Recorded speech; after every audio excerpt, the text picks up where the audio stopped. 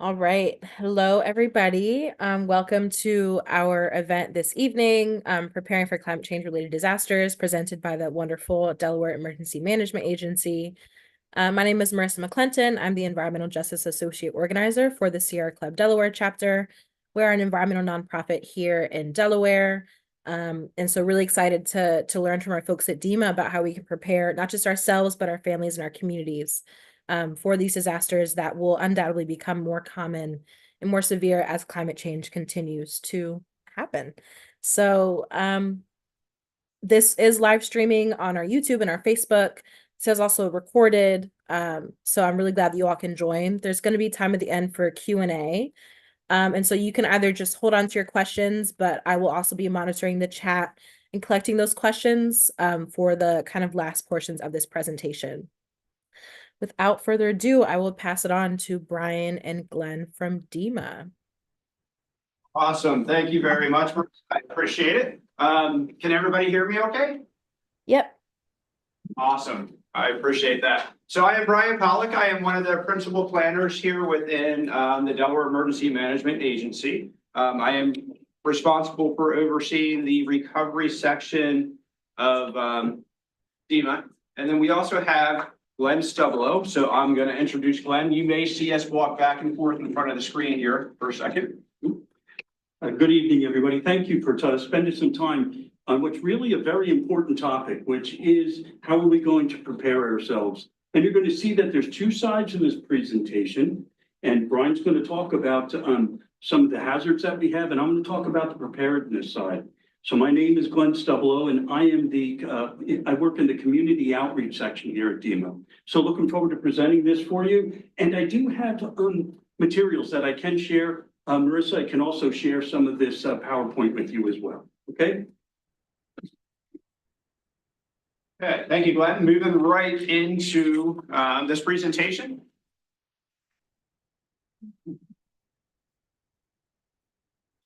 So the first thing I want to talk about is what a hazard is. It's something that can be harmful. So in this description here, we obviously have an iron. Is it on? Is it off? We're not sure. Is it hot or is it cold? We don't know. However, it is a hazard that we could possibly be injured on if it's on. All right. A risk is being exposed to or near that hazard. So we're going to talk about what kind of hazards we're going to have in Delaware, what some of our risks are. And then we're also going to take a look at why is it good to know these risks as it pertains to their hazard. So what we want to do is we want to be able to prevent any kind of injury to that risk or any type of damage to that risk. And we also want to prepare ourselves for that risk. Glenn's going to talk about preparing a little bit later, so I'm going to move right along. So some of the types of hazards that we have in Delaware, we usually classify them into several different categories. For example, we have natural hazards. They result from an act of nature. We also have some human-caused incidents that result from intentional acts. And then we also have technological hazards that result from accidents or failures of systems and structures. As you can see, there's highlighted there is a Delaware State Hazard Mitigation Plan. Delaware has a hazard mitigation plan that is a plan developed by various stakeholders throughout the state of Delaware, various agencies, and they come together and have workshops and discuss what kind of hazards Delaware will face. It ranks those hazards and what the risks are and what the probabilities of that occurring and what kind of damage it could possibly cause. That Delaware State Hazard Mitigation Plan is available to be viewed on our website. You can go take a look and browse through that and see what some of our hazards and threats are. But I'll actually go through the natural hazards today. Our Delaware Emergency Operation Plan identifies natural hazards and says that the probability, location, intensity, and impacts of hazards will change over time. Changes in climate, including changes in temperature, intensity, hazard distribution, or frequency, may also increase our vulnerability to these hazards and threats in the future. So as we've seen it many times over the last several years, we may have more extreme rainfall. We may have more extreme heating events, cold events, tornadoes. We're starting to see a likely increase of the tornadoes over time. So let's jump into it. what kind of natural hazards do you think we have in Delaware?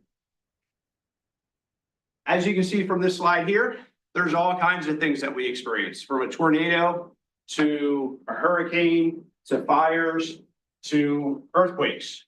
We get it all. So Delaware is vulnerable for several reasons. First, we're a peninsula, so one way in, one way out. In order to get outside of Delaware, outside of Maryland, we have to cross a bridge. We have to cross a waterway. That makes us very vulnerable, especially in a hurricane situation, to where those bridges may be closed. Where are we going to be able to evacuate to? We're coastal, so that puts us in a vulnerable situation to where we have more coastal storms such as nor'easters and hurricanes and tropical cyclones. We're a low-lying landmass, which puts us a little bit better in a better situation for flooding, unfortunately. So we got to take a look at that and think about it. We have a very high population, a lot of housing close together, and the building codes of when those houses were created may not be up to date. So those houses may be vulnerable to this increased weather that we're having. Large gatherings, such as we have NASCAR here in Delaware, also the Delaware State Fair, in a tight little area. That's another vulnerability that we have. As well, down at the beaches, a large beach tourist industry. So if we're thinking about a hurricane or weather event that comes up the coast, trying to evacuate those individuals, especially during the busy tourist season, is definitely a concern. And something else to think about as well is we're a pretty large agricultural industry here in Delaware. So we have a lot of chickens, a lot of farming that goes on. So that's definitely a vulnerability for us. So our first one we're going to jump into is a hurricane, right?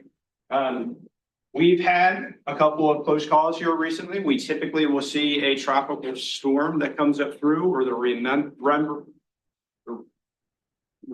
remnants, thank you, Glenn, of a tropical storm, and be a tropical cyclone that come through. That's one of the biggest, it's one of the possibilities that we have of getting hit with. So with a hurricane, some of the things that we're going to get struck with is winds, high winds that may go further inland than just at the beach area. We're going to have a lot of flooding, especially in the low-lying areas down in southern Delaware and even up along the coast of the Delaware Bay in Kent County and Newcastle County. The tidal surge, a lot of beach erosion will occur as well during the storm, depending on the category of the storm and the strength of the storm. So those are some of the things that can happen during the hurricane. So some of the other events that we're seeing recently is some extreme weather. So for example, lightning, hail, and rain. We've all seen it over the last couple of years. It seems like sometimes we're getting a little bit of an abnormal rainfall, heavy rains over a certain period of time, hail over a certain period of time. The hail can damage cars, it can damage houses. The rain that occurs in that shortened period of time leads to localized flooding, especially streams in the northern area of the state, which then feed into the Delaware Bay and estuaries, which will help to increase or likely contribute to the increase of flooding down in those areas. So we're also seeing a lot of extreme heat and cold.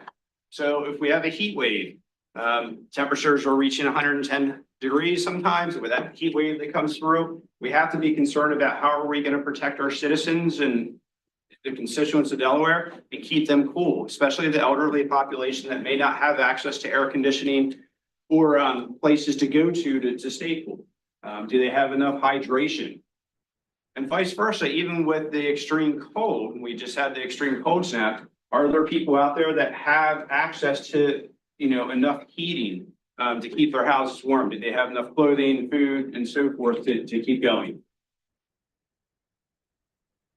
So another one would be from tornado. So these pictures represent a tornado from Isaias that broke a Delaware record after staying on the ground for over 29 miles, just south of Dover, all the way up through Middletown, into the Bear area. Something that we haven't seen in Delaware. It was pretty crazy to think, but that's some footage and some damage. So the tornadoes will provide widespread damage to houses if it's big enough. structures. It's going to displace a lot of people out of their homes. We're going to have to try to figure out where to shelter those people and then try to recover from that as well. And then flooding. So we talked about flooding already a little bit, but some of these pictures just represent what can happen. So for example, the top right picture there is dozens were rescued from flooded homes in Wilmington. This was due to a tropical storm that came through Delaware. The tropical storm went through. We didn't have much impact from that. However, Pennsylvania, just north of us, received a ton of rain. The very next day, we thought we were all in the clear. And lo and behold, the Brandywine River decided to break its banks from all the storm rain in Pennsylvania and flooded downstate here in Wilmington. So unexpected, but we just got to keep that in mind whenever we're looking at this heavy rainfall and what it could actually do. All right. So with the flooding, not only will heavy rainfall do it, but if we have a coastal storm such as a nor'easter that comes through at a high tide, that can also push water up in our Delaware Bay areas, those along the coast, and really put some flood stages in down there. And then again, the heavy rain, the inland creeks will start to flood and swell and so forth. So along with some of this weather is heavy wind. Tornadoes and hurricanes obviously produce heavy winds, but one thing that we are seeing are straight line winds. Straight line winds are winds that come down from the storm. Straight line pattern will usually run sometimes a couple hundred yards to a little bit further in distance, and they can create some pretty destructive damage in the path. So houses can be destroyed, trees can be toppled over onto houses, power lines can be taken down. That can also respond. It can also create problems as far as response problems. So once those trees and power lines come down, the responders trying to get into that area won't be able to get into that area. So an earthquake. So I don't know if everybody will remember the earthquake from, I think it was 2009, I think, 2010, but the 4.1 magnitude earthquake. Although it did minimal damage in the state of Delaware, what it really did cause was kind of a clog of the network systems as far as communications. So cell phones, if you tried to make a telephone call during that time, right after the earthquake occurred, you weren't able to get through because so many people were trying to call using the lines that it overloaded the system. So something to think about whenever we have an earthquake. If we were to have a larger earthquake in the area, what kind of damage would occur? We could have some buildings that are collapsed, some entire areas that are destroyed, bridges that may come down. So a lot of infrastructure that's here that could be damaged from an earthquake. And power outages. So power outages occur quite frequently with some of the storms that we have. So we can have a lightning strike, straight line winds, tornadoes that are taking out the area, power poles and trees.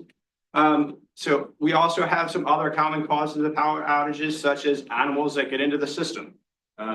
If squirrels happen to build or if a bird builds a nest, it can also have an issue and create issues with the power outages, vandalism, theft, vehicle collisions, and all that fun. So there's also something else we want to think about is medical. There could be some medical emergencies that we have to face due to some of this natural hazard that we deal with.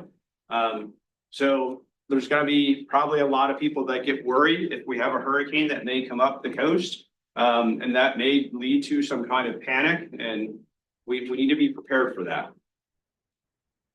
And then fires. So fires destroy homes quite frequently in Delaware, unfortunately. A fire can displace people. It can cause havoc. We have to be prepared and ready for that if it were to happen. And then field fires and /forest fires can occur at any point in time. In Delaware, we have quite a few open fields. We have a lot of shoreline that is made up of phragmites that can burn and really take off pretty quick. We do have some large tracts of forest that can also burn. If that gets under control, then that could lead to houses being burned as well. And then just some other hazards to think about that may not be technological hazards. First would be an industrial hazard. such as the picture on the top left here would be a tank that imploded on itself, burned up. Radiological hazards such as the Salem nuclear power plant that sits right across the river across from Newcastle County there. And then any other public health emergencies. So for example, right now we're going through the bird flu situation. And then another example would be public health, would be COVID-19 that we went through back in 2000. So with that, we got to sit here and think, well, with all that information, what are we going to do? All right. So with this, I'm going to turn it over to Glenn and let Glenn talk about how to prepare for these types of events. We're good. Everybody, so when we are talking about being prepared. So Brian laid out for everybody that some of the hazards that are most likely to happen to us here, and then what some of those outcomes are. So we talk about flooding, fires, we've talked about power outages, medical things that can take place. But we need to be aware of it before and during and after. These are stages that you can think of. And so we've set this stage and you're kind of thinking to yourself, well, okay, I get that, but what now? What do we have to do about this? Now, what I'm going to do is lay out an overarching plan for you. These are steps that anybody can take that create for any of these types of hazards to help minimize the risk. And when we talk about that, our number one concern is health and well-being. But we also want to be mindful of our property, our animals, our neighborhoods, our infrastructure. So these are some of the steps that you can take. And I'm also then, just so you understand, I'm gonna present it quickly in an overview, but I'm also going to provide you with resources that you can go to that that will give you very specific plans. You'll be able to actually have a plan in your hands. So here's what we're going to talk about. So what we talk about these four big principles, and then I'm going to peel this onion back a little bit as we go forward. So the first that you see is make a plan. The second part is build a kit. The third is to be informed. And the last part there is practice. So let's take a look at some of these as we go through them. The first is to make a plan. And what we're really talking about here is thinking ahead. We're trying to think in advance of something. Remember that picture. What can we do before the storm? And we're going to think ahead. And the first piece of that is something we may not think a lot about. That is, what is your communication plan? Brian mentioned that during the earthquake, communication systems were overloaded. If it's a hurricane, a tornado, a strong wind event, that tree, we saw a photo of a tree. If it had fell just 5 feet further, it would have taken phone lines down. We've seen where cell towers have come down because of wind events as well. So the first thing we want you to be thinking about is a communication plan that you can create with your family. Now, if you note, if you can look in to just a little squirrely, you're already starting to see some of the resources, and that's at ready.gov. And you'll hear more about that in a moment. So when we talking about creating an emergency plan, there's some key components to it. You see them on the slide here. You want a list of your family members and their contact info. You want to really be thinking overarchingly, what will we do? Where will we go? How will we get there?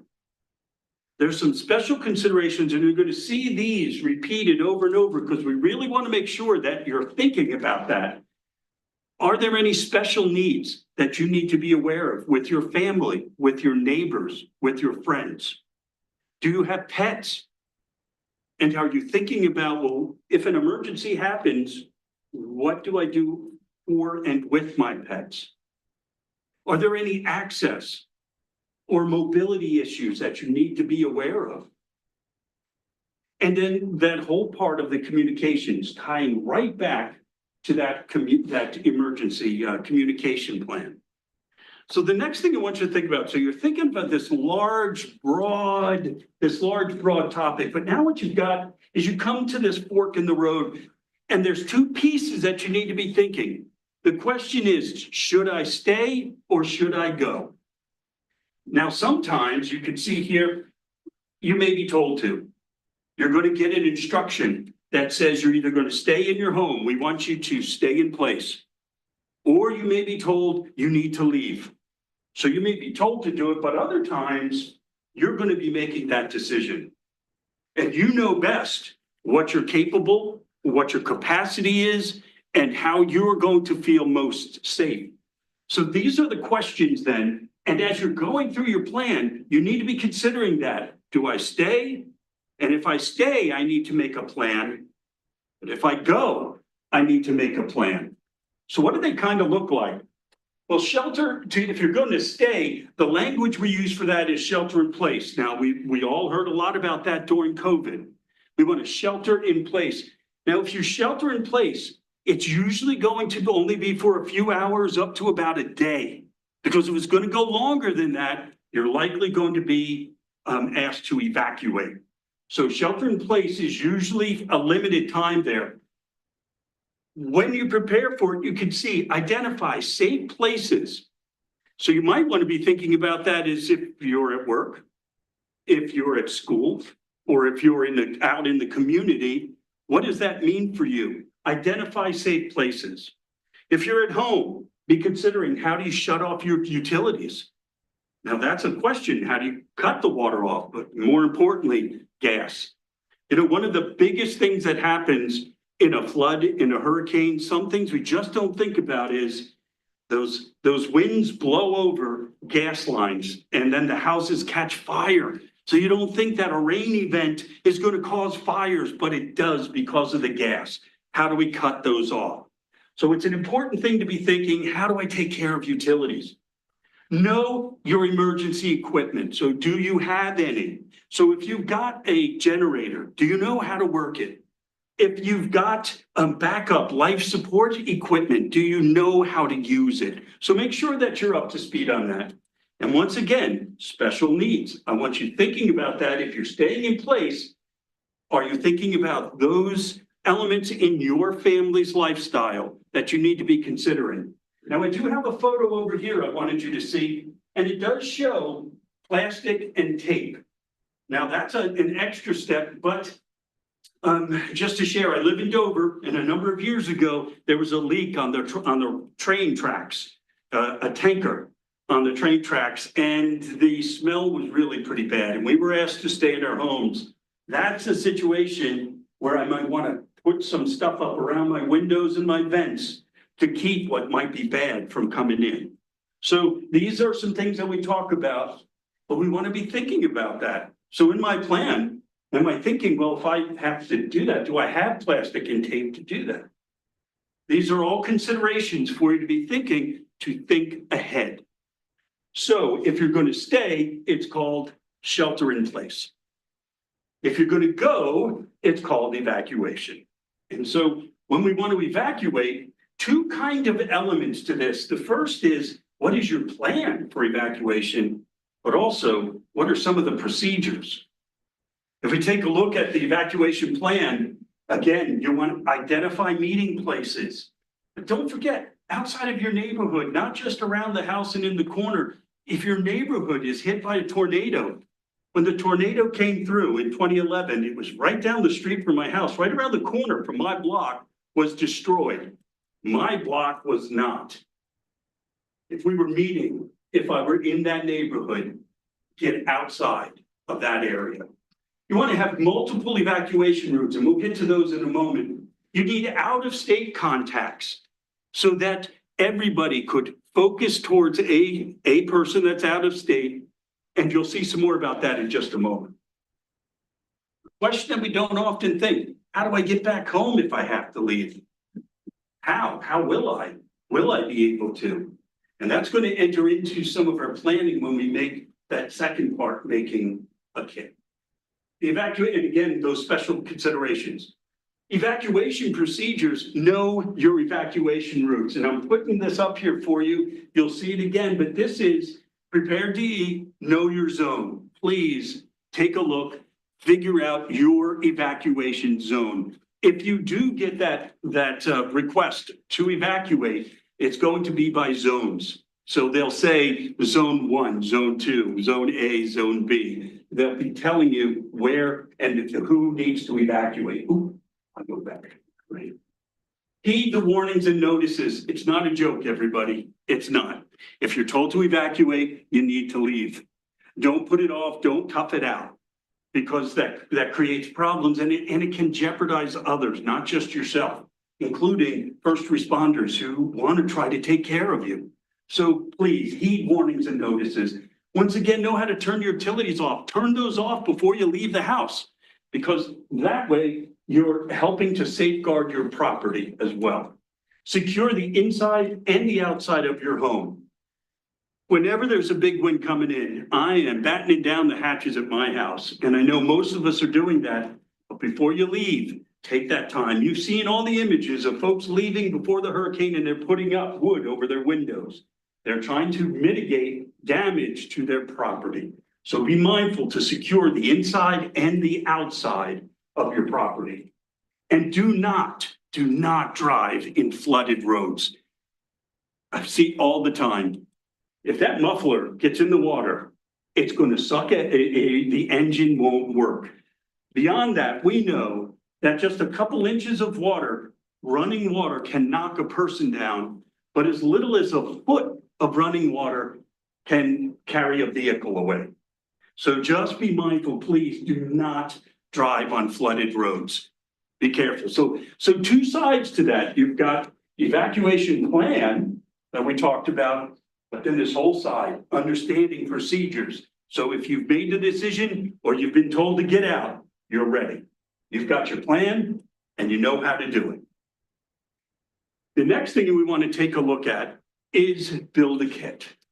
So helping us to prepare, we're talking about making a go bag. 3 basic things. What do we need? Where will we keep it? And how will we keep it? Let's take a look at some of this. Because in essence, if you stay ready, you don't have to get ready.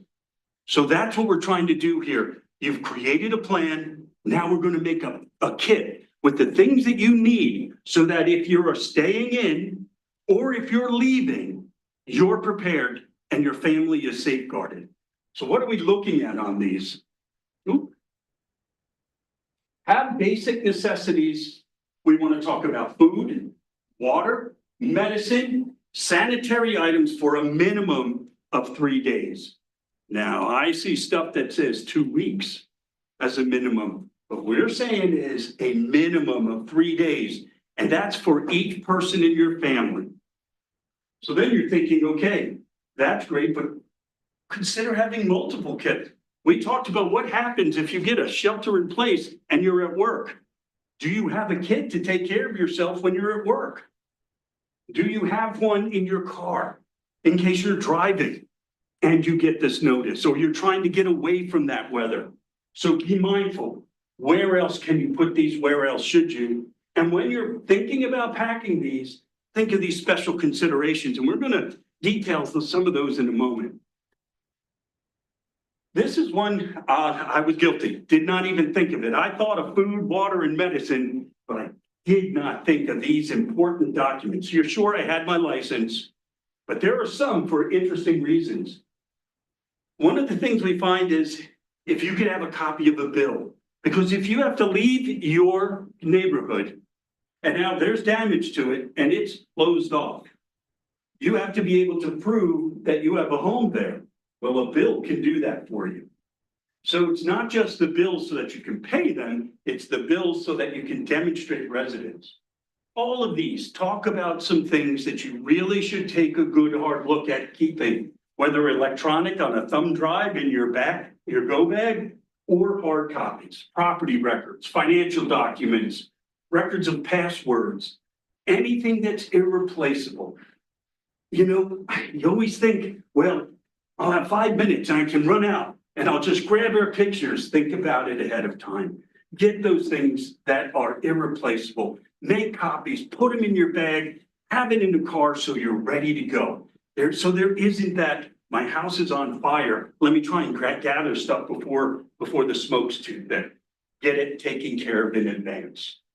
Some of the other things I want you to take a look at are some of those special planning needs. So you can see the pictures kind of give you a hint there. Want to make sure you're considering any adaptations or limitations that may be within your family sphere. You may want to take a look at games or toys for children if you have kids. Are there any special foods or medications that need to be on hand? Don't forget about comfort items. You may consider that. If you've got to leave your home and you have family members, is there a favorite blanket, a best book, a game that can make folks feel more calm? Medical supplies, an interesting one. I never thought about my glasses. Extra pair of eyeglasses, because if I lose them, then I'm in a bind. Extra batteries for hearing aids, things like that. Be really thinking ahead, because that's what we're really talked about from the very beginning, was thinking ahead. So if we take a look, consider, are there any health or mobility issues, any needs here? Some of the things that need real careful planning ahead, consider alternate transportation. Create a buddy. If there are folks that have special transportation needs, be thinking about this well in advance. This one was an interesting one. List the serial number and types of medical equipment, because if you have to leave and you lose it or it becomes damaged, now when you're at an aid location, you can be mentioning that, and it makes it easier for folks to get it, to make sure that you have your needs met. The other are pets. We think we'll grab them, we're going to run. I'm not going anywhere without them, but are we prepared? A photo of you and your pet. There will be search and rescue, and it includes pets. And if we come up with a dog, a photo helps us to know that it's your pet. Think of these things. Consider in advance identifying pet-friendly shelters that you can go to. And if you're going to do that, make certain that you've got their rabies collar on your pet before you leave. So I want you to consider your pets, not just food and water, but the things that make it feasible for them to be able to join you. The next stop we're going to talk, so now we're going to be moving into resources for you, and some of the websites and links. Now, again, as I mentioned earlier, I'm going to be able to get those to Marissa. She'll be able to share these links for you, okay? But some of the things we want to talk about first is Prepare DE. So keeping this very local, and you're going to see some federal sites too, but if we keep this very local, what you see is Prepare DE is a wonderful resource. You can see the three: make a plan, build a kit, stay informed. Each of those outlines and provides opportunity for forms and links and more information on all of these. A very good, and there's the website, preparede.org. Everything good? Nothing worried about that? Good, okay. This is our website. Ryan had mentioned that mitigation report, you can locate it on our website. So it's DEEMA.delaware.gov. So please take a look, but you can also see a good number of links to staying informed. A couple of real important ones for me. I really want to encourage you to register for the Delaware Emergency Network. So what that's going to do is it's 20 seconds, and it will register your phone so that you will be getting notices on hazards. And they're Delaware based. They're not coming out of Mount Holly. So we're taking the data, we're looking at it, and this can actually, because of the Smart 911, can zone it down to geographic areas based on the need. So when there's the hurricane blowing in Bridgeville, able to contact those folks. So please look at this website as well. Then we're getting into some of the federal sites here as well. Ready.gov, a great site, lots of information. But if you can see what's going on here, it's giving you information for each type of hazard, how to prepare before, during, and after. And there's a really nice resource that I want to point to you. I put the website up top, and it's Are You Ready? Now, this is a great document from FEMA, and this is going to provide you with steps on preparing these documents, all these things we've been talking about. But it's also going to give you a page on each type of hazard. And once again, telling you, like this page, it's also going to be listed in this booklet. And you can download that. It's a PDF you can download right from the site. This is the FEMA site. These were actually California firefighters. And just want you to see, again, an incredible resource for additional training as well. So as a community member, you can take a lot of emergency preparedness training, and you can do it online, and you can do that through FEMA. So please take a look at the resources there. I know, things, FEMA comes under some, it's being looked at under a microscope. But one thing's not changed is the mission to keep people prepared, to get our citizens prepared for the worst day of their life. So please, let's take a look at that if you can. Some other resources I wanted to provide you, again, just those websites. Wanted to pass along your county. In Delaware, the county emergency services offices. So I have these listed here. Once again, I'll be sharing that with Marissa, okay? So you can see, these are the offices that we work most closely with. The last part, so on the Prepared DE, we have 3, but I'd like to add the 4th, practice it. So it's one thing to have your kit, but let's practice. You remember doing those fire drills? Let's make sure everybody gets out of the house and meets the location. Well, let's do it based on other hazards as well. So let's practice it. Let's practice getting our kit, getting everybody in the house, making sure we have what we need. What are we going to do about our pet? What are we going to do about our grandparents or our neighbors next door? Let's practice it, because practice does make perfect. To this group specifically, I would suggest, if you want to know more or you want to become really engaged, consider volunteering. 3 really good ways to do it. The first is CERT. That's an area of responsibility that I have, which is the Community Emergency Response Teams.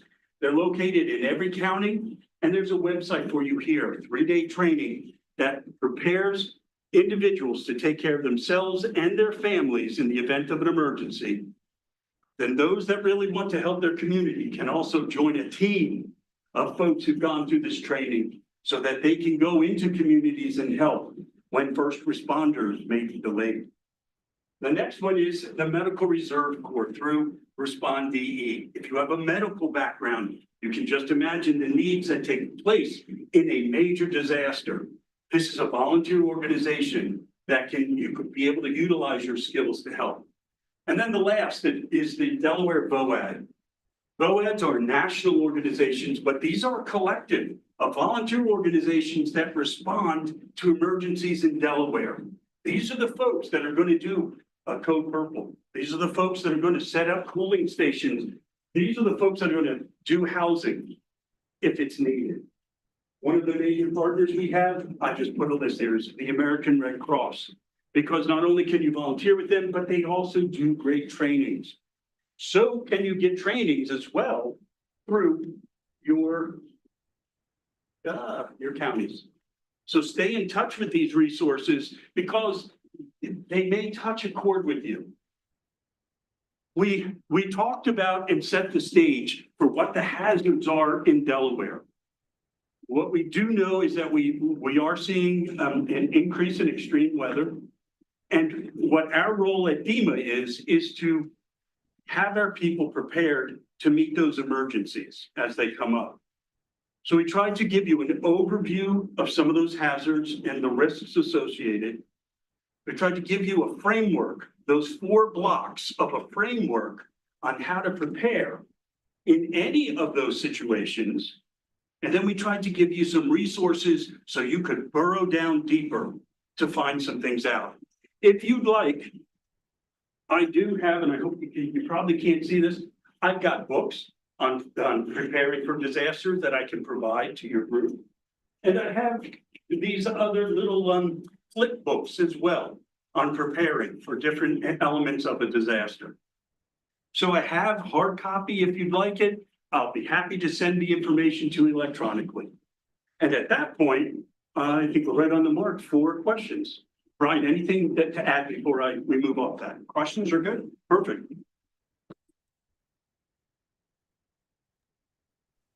All right. Thank you so much for that. That was really insightful. And I like how it broke down into like manageable sections. I know a lot of times when we talk about preparedness, it seems like this big beast and you have to like buy all of these things. But I think the fact that it starts with just making a plan is super, super helpful. If folks have questions, you can drop them in the chat. I do have one to get us started. And it's just about the plastic putting around windows. So, one thing that we see, or I guess I have two questions. One thing that we see a lot here in Delaware, because we are such a state with a presence of chemical manufacturing, can you talk a little bit more about how to seal windows and doors with plastic and tape? Is it any plastic? Is it like the cellophane? Can you just share a little bit more about that? And then I have another question after.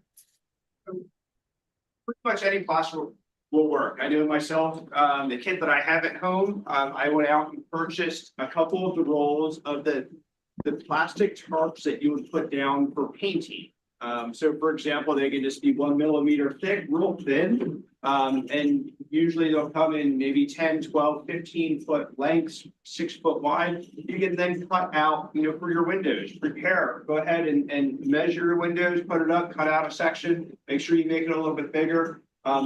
Any kind of duct tape is to tape it on the outside of the window frame, so the entire window is actually sealed up from letting the air inside.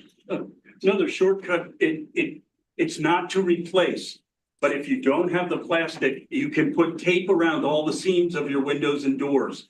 That can be gray tape, or it could even be painter's tape if it's smeared on really good, because what we're trying to do is reduce airflow into the home. But don't forget about your vents, your heater vents, your cooler vents, your air conditioner. Want to make sure those are shut off and that you're sealing those as well. And that could be just about it. That could be a garbage bag that you have. It could be anything. You're trying to block off air circulation coming into the house. That's why it's also for a limited duration. Yeah, I like the recommendation that it can be a garbage bag. That seems like a pretty good kind of last ditch attempt, but I love the variety of ways that we can do that. My other question, I have heard with folks, especially ones who live around the Route 9 corridor, and how in the response to the ethylene oxide release from CROTA, the first notifications that folks got were to landlines, but we don't have landlines. Is the Smart 911 the way that folks will know, or is there other, like, how will folks get the information if they're not signed up for Smart 911 about evacuation happening? So if you go onto our DEEMA website, there's a place that you can sign up for emergency alerts. So emergency alerts will either come to a landline or your cell phone or any kind of electronic device that you notate within that system. As well, we also send out the alerts that come across the TV, across the radio. But the best way that you can do it, other than Smart 911, is to sign up for the alerts on our website. You can put phone numbers for yourself, your family, and anything that occurs and goes out through that messaging system, you'll immediately get that text. Some of those, you can get a text, you can get a telephone call as well that will translate the text. It is available in different languages, so it can be sent out to wherever. Those messages can also be dialed in a little bit to be better, like a better words, geofence. So if we have just a small area, so say if we have a shelter in place area for maybe a 3-mile zone around the facility, we can send those emergency alerts out just to those residents within that 3 mile, and it'll come to your cell phone or landline or vice versa, whatever you choose. All right. Are there any other questions from folks?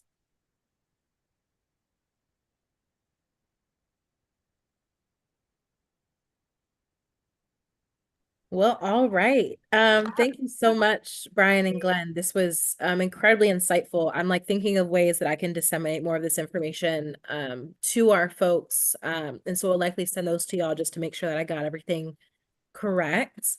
This will be on our YouTube kind of until the end of our YouTube because we're live streaming right now. So hopefully a good hub for information for folks. This was really critical stuff for people to find out about. So I appreciate the both of you for coming to speak. I appreciate the folks who were able to attend. And if you have any questions for attendees, feel free to reach out to either DEEMA directly or to myself, and I can field those questions to them. So we have one question. Caitlin, go ahead. Can you hear me? Yep. Okay. I just wanted to say thanks for like passing this information along. Marissa, this was like really, really insightful. So thank you. I appreciate you. Yeah, of course. Thank you for coming. Thank you very much. We really appreciate it. We appreciate the opportunity to be able to interact and talk with organizations and really try to help you to get them prepared. And again, if you do have any questions or any want more information, feel free to reach out to us and we'll give you as much information as what you need. I do have one other question. I don't know why this just popped up. DNREC has sea level rise simulators. And Yes. on the simulator for, I think it's like 10 feet of sea level rise or flooding, Route 9 down in Rehoboth is covered. So for y'all's planning, are you incorporating sea level rise planning into evacuation routes, or are those kind of static and there's enough diversity for folks to be able to pivot if like a road goes down or something of that nature? Good, that's actually a really good question. So we do take into account sea level rise and all kinds of flooding for evacuation zones. So your evacuation zone takes into account your low-lying roads such as that Route 9 and even Route 9 in Rehoboth. The same thing occurs up in Newcastle County here, Dowsonville area, Newcastle. We look at that and say, okay, they're in this is a evacuation zone A. We need to get you out sooner because of that road's going to flood. We look at that and say, yes, we're taking that into account. Perfect. Amazing. Well, all right. That is all the questions that I have on my end. Thanks again to everybody. Truly, truly appreciate this opportunity and the engagement. And yeah, I'll let you know if we have any questions. Thank you guys very much. Yeah, have a good one, y'all. You say bye-bye.